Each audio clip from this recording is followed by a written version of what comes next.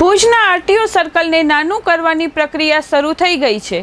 આ અંગે work order આપી દેવાયો છે। ખાસ કરીને ભારે વાહનોના વધેલા ટ્રાફિકને કારણે અહીં અવારનવાર અકસ્માતો સર્જાતા હતા।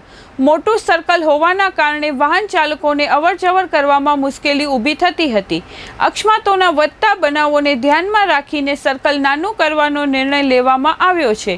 આ અંગે પ્રાંત અધિકારી શ્રી અનિલ જાદવે ચંચળ ન્યૂઝ સાથે વાત કરતા જણાવ્યું કે મોટું સર્કલ હોવાના કારણે ભારે વાહનોને વળાંક લેવામાં મુશ્કેલી પડતી હતી, જેના કારણે અકસ્માતો સર્જાતા હતા। હવે સર્કલ નાનું થતાં અકસ્માતોની શક્યતા ઘટશે। આ કામગીરી પૂર્ણ થતાં વાહન ચાલકોને રાહત મળશે તેવી આશા વ્યક્ત થઈ રહી છે। અત્યારે આપ સૌને ખબર છે, આરટીઓ સર્કલમાં ઘણીવાર સર્કલ મોટું હતું અને રસ્તા નાના થયા હતા, એના કારણે એક્સિડન્ટ વારંવાર થતા હતા। એને બ્લેક સ્પોટ પણ જાહેર કર્યો હતો। એટલે એના અનુસંધાને આપણે આરટીઓ સર્કલને નવેસરથી બનાવવા માટે એક એવી ડિઝાઇન કે જેનાથી રસ્તા પણ પહોળા રહી શકે અને આ પ્રકારના અકસ્માત નિવારી શકાય, એ માટે આપણે આરટીઓ સર્કલ નવેસરથી બનાવી રહ્યા છીએ।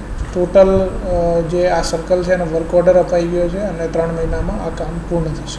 એનાથી એ જ કે જે અત્યાર સુધીમાં આ બ્લેક સ્પોટ બન્યું હતું, વારંવાર એક્સિડન્ટ થતા હતા અને એનું કારણ એ જ હતું કે અચાનક સર્કલ મોટું થાય અને રસ્તા નાના હોય એટલે રાત્રિના સમય દરમિયાન ખાસ કરીને અકસ્માતો થતા હતા। તો હવેથી સર્કલની જે સાઇઝ છે રસ્તાના અનુરૂપ બનશે કે જેથી આગળ જતાં આ પ્રકારના અકસ્માતો નિવારી શકાશે।